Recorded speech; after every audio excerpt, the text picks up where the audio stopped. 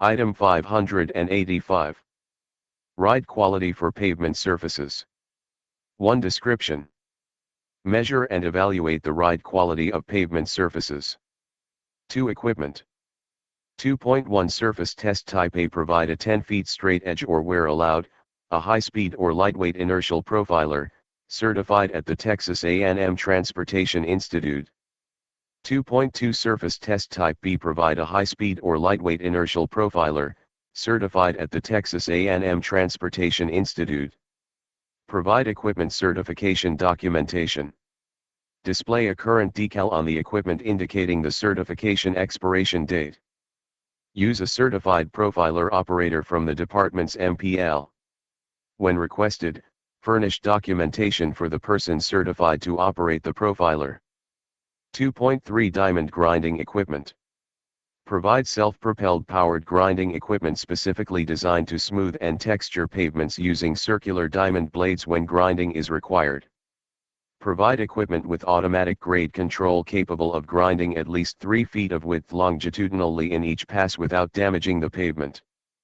3. Work methods.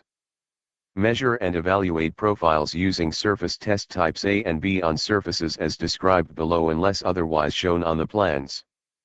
3.1 Transverse profile. Measure the transverse profile of the finished riding surface in accordance with surface test type A. 3.2 Longitudinal profile.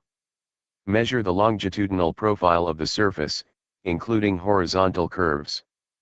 3.2.1 Travel lanes. Unless otherwise shown on the plans, use surface test type B on the final riding surface of all travel lanes except as follows. 3.2.1.1 Service roads and ramps. Use surface test type A on service roads and ramps unless surface test type B is shown on the plans. 3.2.1.2 Short projects. Use surface test type A when project pavement length is less than 2,500 feet unless otherwise shown on the plans.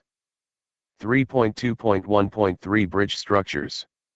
Measure the profile in accordance with the pertinent item or use surface test type A for span-type bridge structures, approach slabs, and the 100 feet leading into and away from such structures. 3.2.1.4 Leave-out sections. Use surface test type A for leave-out sections and areas between leave-out sections that are less than 100 feet.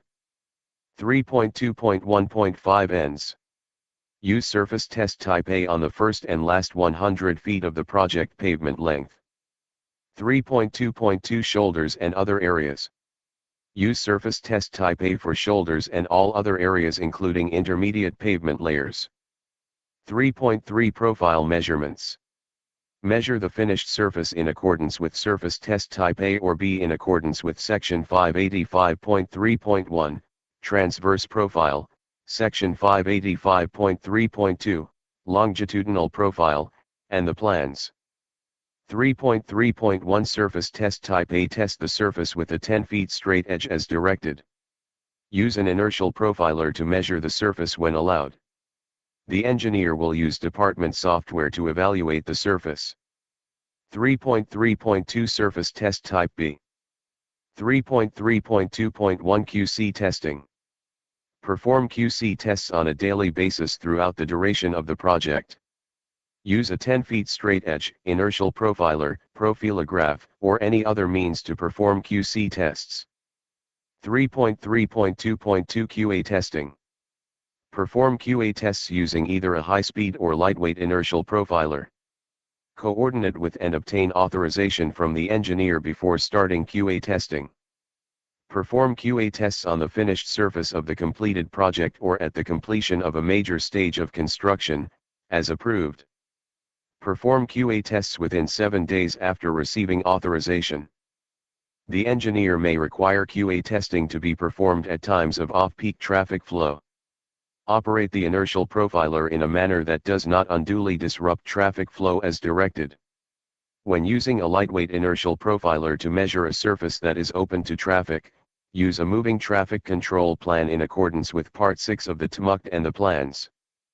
In accordance with TEX 1001S, operate the inertial profiler and deliver test results within 24 hours of testing. Provide all profile measurements in electronic data files using the format specified in TEX 1001S. 3.3.2.2.1 Verification Testing.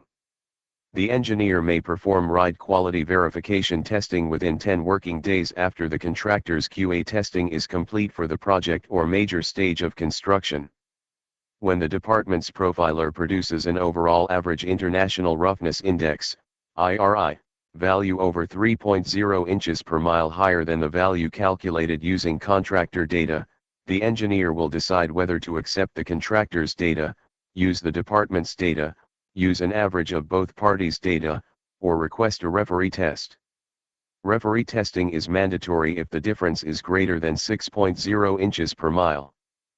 3.3.2.2.2 Referee Testing. The construction division will conduct referee testing, and the results are final. The construction division may require recertification for the contractor's or department's inertial profiler.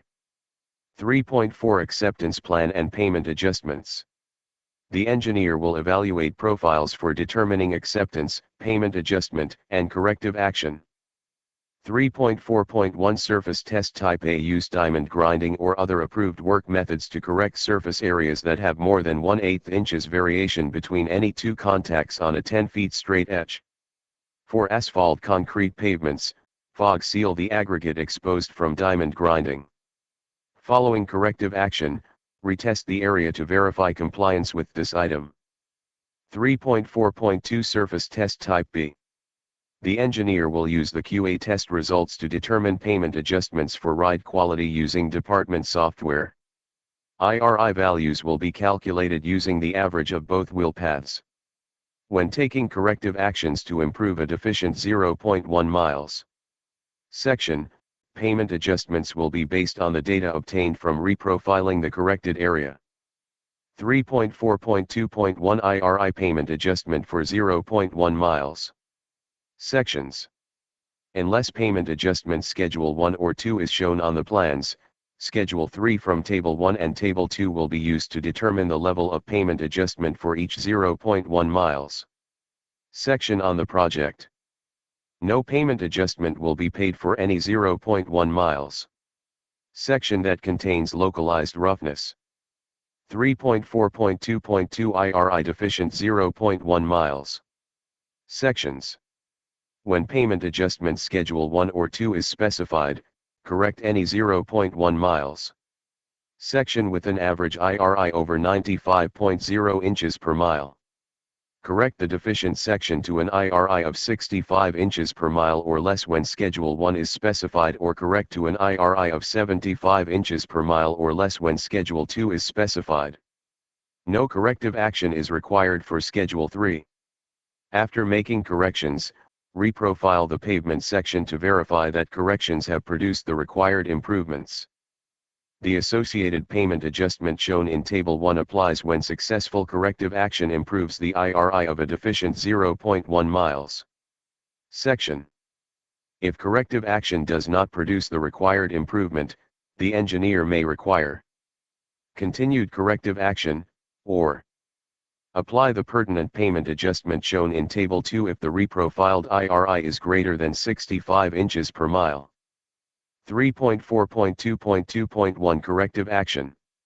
Use diamond grinding or other approved work methods to correct any deficient 0.1 miles. Section.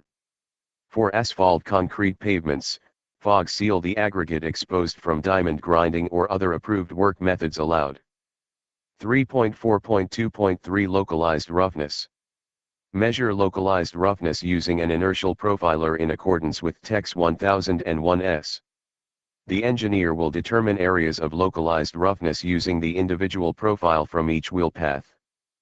Use a 10 feet straight edge, when allowed, to locate areas that have more than 1/8 inches variation between any two contacts on the straight edge when Schedule 3 is specified.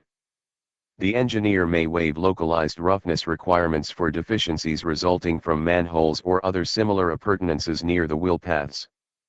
3.4.2.3.1 Corrective Action. Use diamond grinding or other approved work methods to correct localized roughness. For asphalt concrete pavements, Fog seal the aggregate exposed from diamond grinding or other approved work methods allowed. Reprofile the corrected area, and provide results that show the corrective action was successful. If the corrective action is not successful, the engineer will require continued corrective action or apply a localized roughness payment adjustment.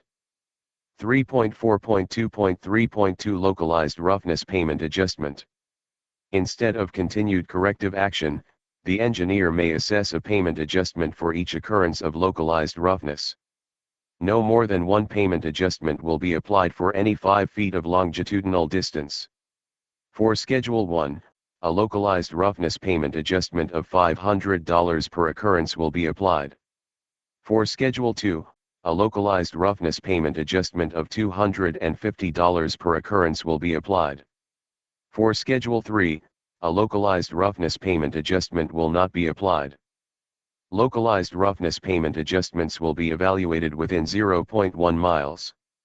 Sections and applied unless the IRI deficient 0.1 miles. Section payment adjustment is greater. When the IRI deficient payment adjustment is greater, the payment adjustment in Table 2 will be applied. For measurement and payment.